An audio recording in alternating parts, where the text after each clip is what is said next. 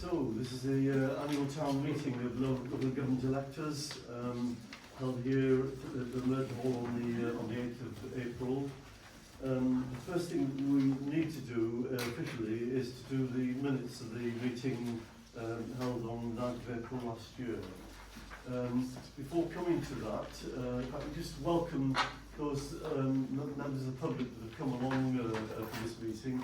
And if I can say that the Lady Town Clerk, Kath Megan, is not able to be here this evening. She is on long-term sickness absence.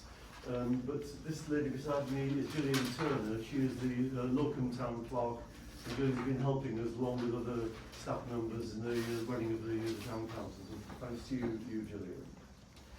We can go to the minutes of the annual town meeting of local government electors held on 9th of April 25. Do we need to approve this, Gillian? Yes? I think councillors have had a chance to read this, the minutes from April last year. Is everyone happy with this report of the meeting? Yeah. Yes? Okay.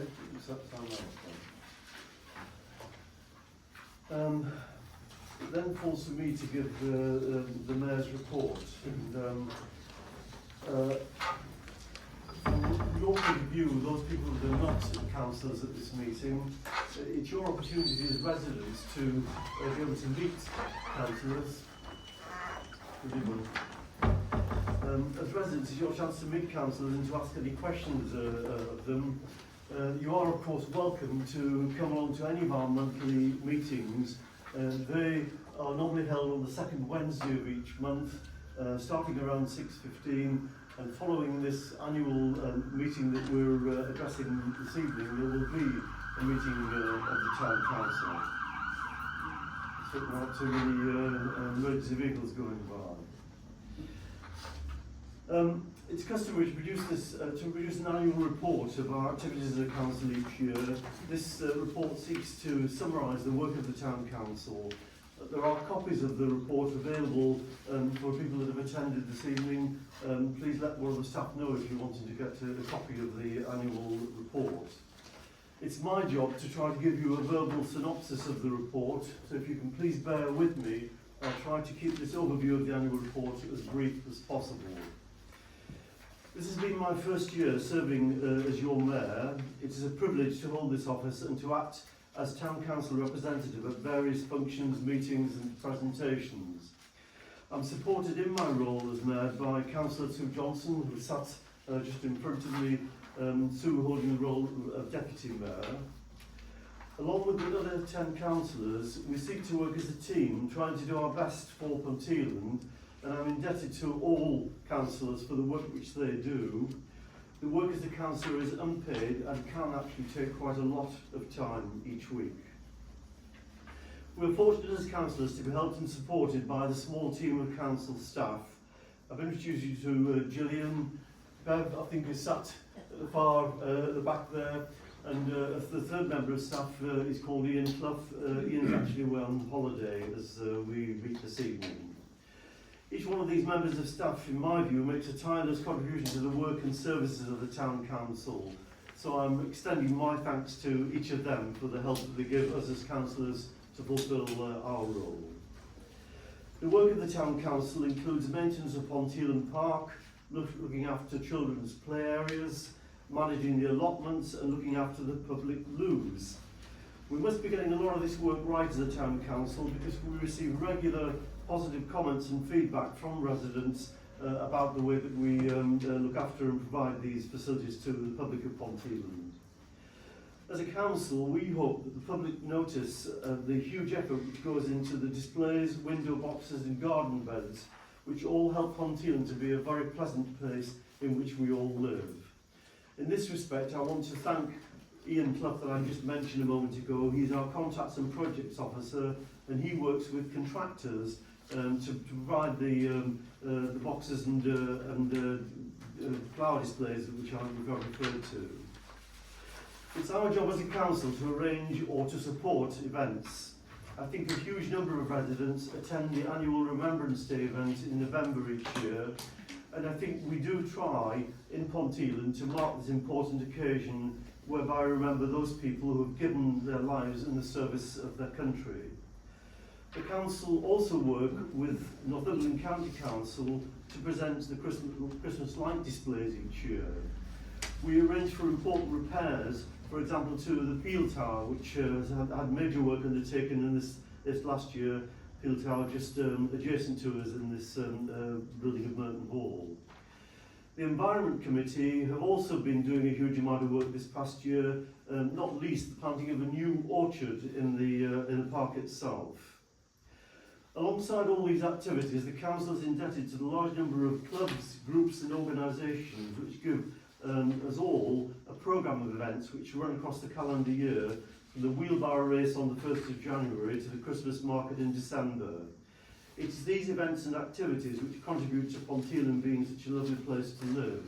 And I'm actually going to single out Jane Hodgson Hamilton that sat as a resident here at the meeting this evening. We're indebted to you, Jane. You and your pals team do a wonderful job in litter picking. It's incredible. It used to be a monthly thing, and it seems to be now almost an every other day thing. So thanks to you for the work that you do in trying to keep the place, again, a lovely place to live. I want to end my remarks this evening by highlighting two important ways in which you can be involved with the work of this council. The first of these is a legal requirement for the Town Council to produce a neighbourhood plan. We do actually have a neighbourhood plan in place, but the requirement currently is for us to review and update it. And it's being led by Will Moses, that sits on the planning committee, Sue Johnson chairing the planning committee, and Will as vice chair. The plan itself is a planning tool helping to shape and guide future development in Ponteland. So this may be where we might see housing development taking place, or it might be seeking to protect our green spaces. In tandem with this work on the neighbourhood plan, we as a council are actually seeking your views on what we provide as a council. We want to know what you like that we do and what you might like us to perhaps provide in the future. There is actually a consultation event or open day taking place on Thursday the 23rd of April at the Leisure Centre between the hours of 1 p.m. and 8 p.m. Please, if you can, come along and talk to councillors and council staff who will be there to give us your views on what we get right and perhaps what we get wrong.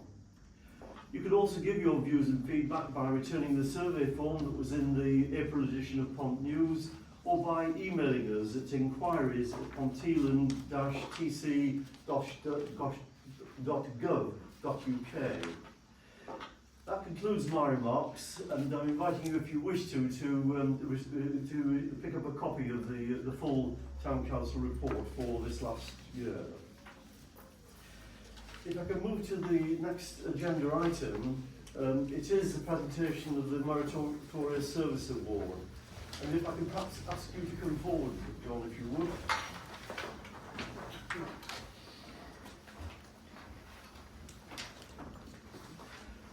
For anyone that doesn't know John, it's John Hewett that's standing beside me. And again, a bit like my remarks earlier, if you can bear with me, John, I just want to say something so people can start to appreciate why you're likely to be the recipient of our award for this year. I said earlier in my remarks, it takes more than the work of the council to mark Ponteland out as an outstanding area. We seek to recognise the work of residents each year by making a Meritorious Service Award. In the council office, there is a board that lists the recipients of the council's Meritorious Service Award, and it's time to add a new name for this year.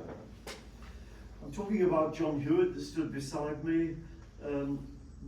His name will be added to the list in the Town Council offices in recognition of the great work he's carried out in the local community over several years. And from your point of view, John, the positive impact that you've had on so many residents that live in this town. John has dedicated a significant amount of his time to supporting local people, particularly older members of the community, through a wide range of voluntary roles. He's been a key figure in the Ponteland U3A, serving as vice chairman from Feb 21 before becoming chairman later in that year. Through John's work, he has helped create opportunities for lifelong learning, friendship and social connection. In addition, John has played an important role in the Ponteland Health Walks since they first began in 2019. As a trained walk leader, he has helped to deliver regular weekly walks which not only promote physical health and well-being, but also provide a welcoming and sociable environment where many lasting friendships have been formed. His involvement also extends to the Footpath Users Group, where, as a member, he helps to ensure that local footpaths remain accessible and well used. John has also contributed, and I'm not making any of this up, it's as long as this, John has also contributed greatly to the wider community initiatives. Through your work, John, as Treasurer of the Ageing Well programme, you supported an organisation of well-attended events, such as Stepping Into Spring or the Winter Warmer Fairs, which provide vital advice, support and social opportunities for older residents. He has also supported the editorial team of Pont News and Views, helping to keep residents informed, connected and engaged with local life. Taken together, John, this voluntary work has made a meaningful difference to the lives of many people in Ponteland. You've helped reduce isolation, promoted well-being and strengthened the sense of community, which I think is so important as we celebrate that in the village of Ponteland. Your contribution reflects the very, very best of community spirit in Ponteland. And if you have the photograph case for you, suitably embellished on the top there. Congratulations, John, for receiving this Meritorious Award.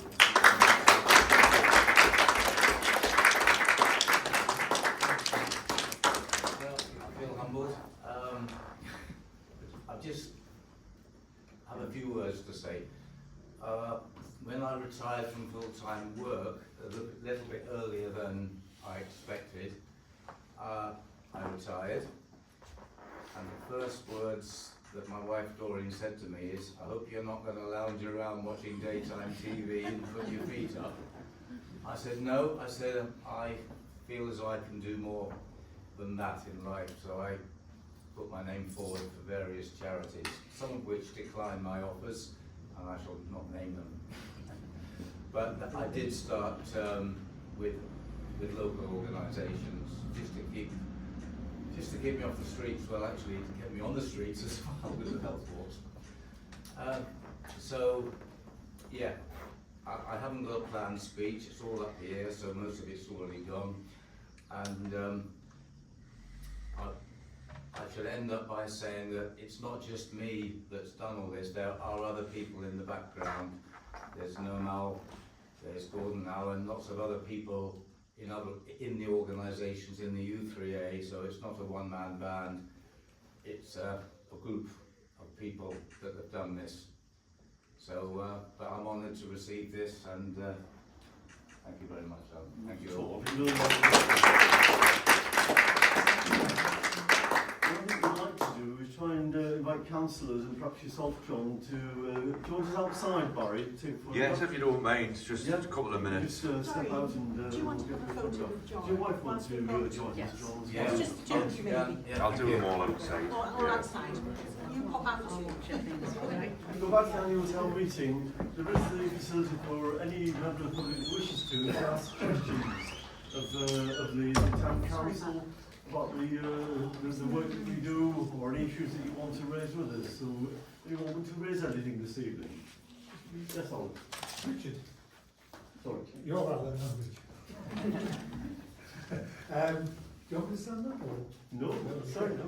I'm Richard Cameron, I'm a member of the Ponteland Anti-Litter Squad, and thanks for our mention before that. And as many of you know, we do a monthly litter pick, but when Jane's around, you can get an invitation any day of the week. But it's just really a question about Ponteland village itself. I've been, as I live just over at Hemingway Court, I have a try at keeping Merton Way around the shops a bit tidier. And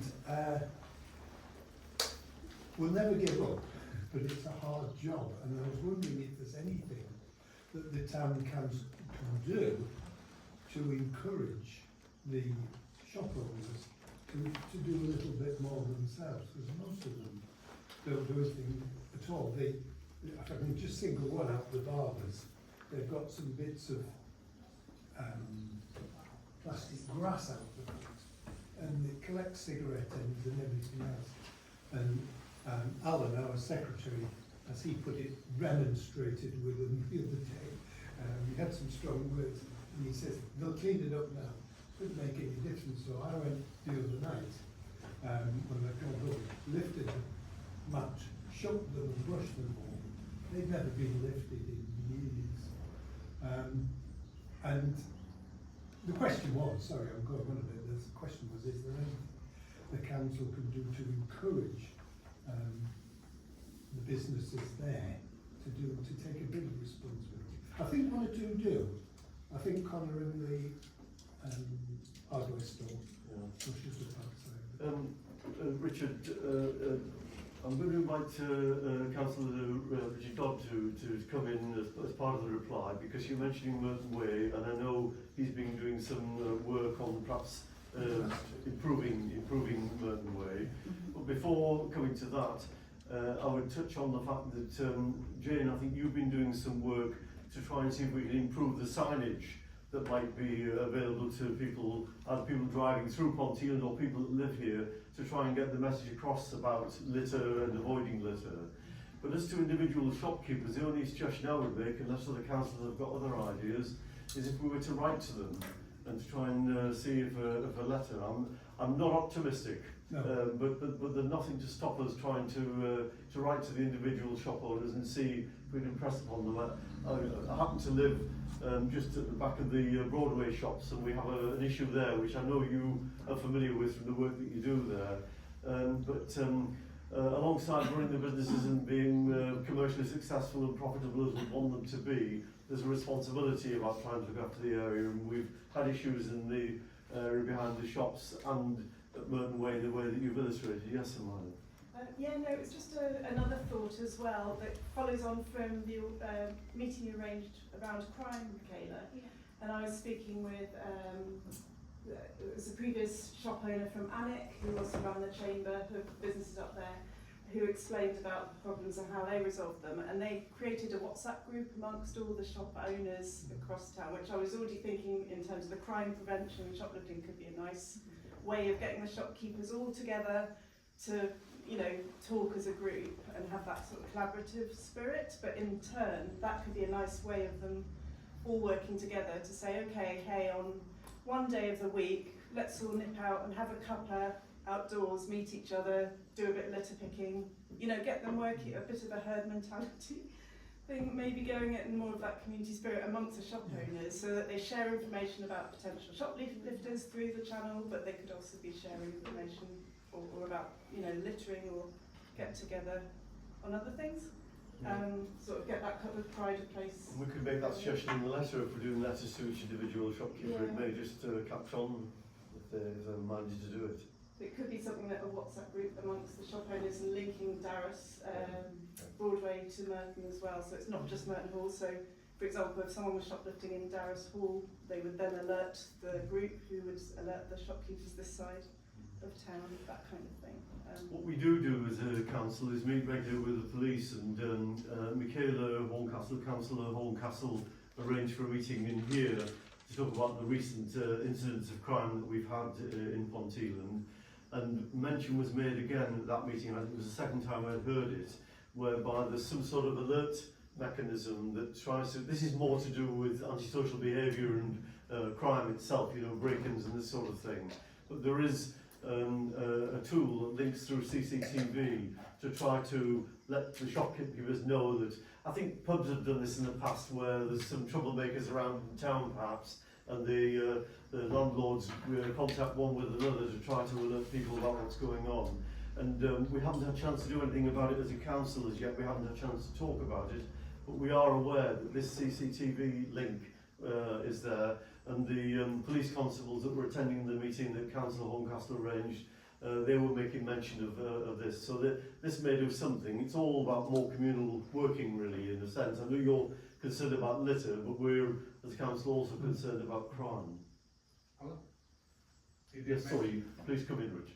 Yeah, we do have a scheme for Merton Way. We've had sight of it once. I'm in no real rush because I've got to act like a squirrel and squirrel it all money away. We get, as a county councillor, we get £15,000 a year, and I'm squirreling it to get up to a certain amount, so it can then be the seed corn that then seeks other finance to get this project off the ground. It will be big, and we did start this process when the Twin Towers were standing. That's how long we've been at this. We do feel we miss out a bit on funding because we're NA20 and we're all Alan Shearer in this part as well. So watch this space. I did get the car park at the back of the shops done, which was an absolute disgrace years and years ago. You couldn't get in at 8:30. So now the shops have got a future, but we want to make it better. How we do that, we've been given a little lead with the fish and chip shop. That's smartened itself up. The chemist has smartened itself up after bits fell off it. But other parts look like Sarajevo. So we are trying to get something, and when we get there, we'll obviously let you know, but it'll not be cheap, which means it might take a little while. Can I suggest something that's happened in Morpeth? I'm a hater of cigarette butts, sort of one of my worst nightmares, and people don't think that it's litter. They just think it's fine to drop cigarette butts. Morpeth had an initiative.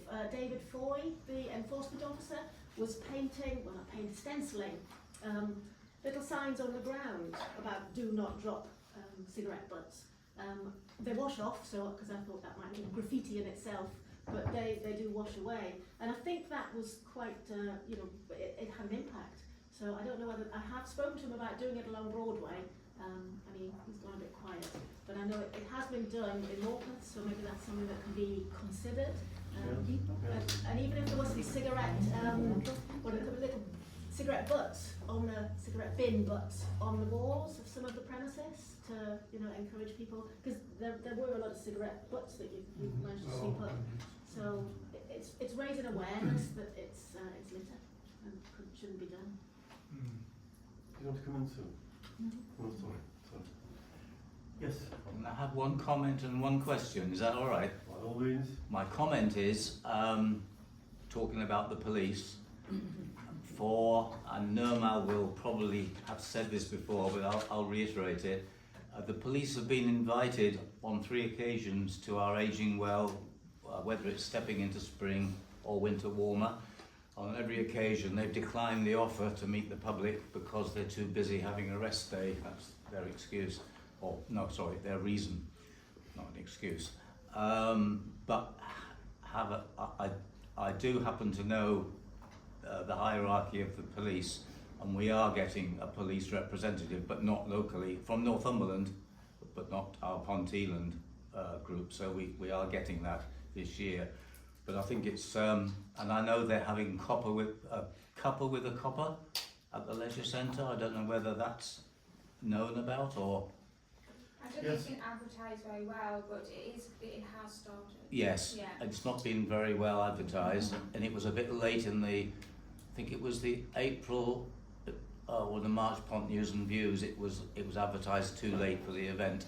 Yeah. But so there is the opportunity for the public to meet with the police at the leisure centre. There is. I wish they would make it a little bit more obvious. We did offer to circulate posters, John, and put it on social media and things, but we haven't got anything from them, despite chasing. No, I know. So that was my sort of statement, that we are getting representation from the police, because the other emergency services always come, including the fire brigade. They just come like a shot.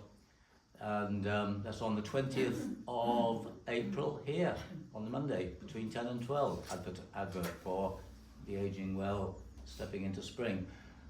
The question I've got is, it's not, this is county level, but I guess, what's the latest on Lidl? On Lidl. It's with the Northumberland County Council to make a decision on the application. Right, that's still ongoing. Can I comment? I can't make a comment. Right. one plan. Oh, It's not decided, John, it's a simple No. answer. because they did say at the public meeting that we'll be up and ready and open by the end of this year. We just don't know. No, okay, that's me, thank you. Can I just ask, what are the fines for people that drop litter? Does anybody Are there know? fines? Are there fines? There are fines, but it doesn't seem to be policed, does it? No.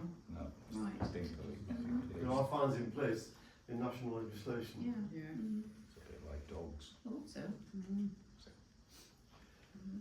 Okay, well, I'll close that public question session, and thanks for the matters that you've raised.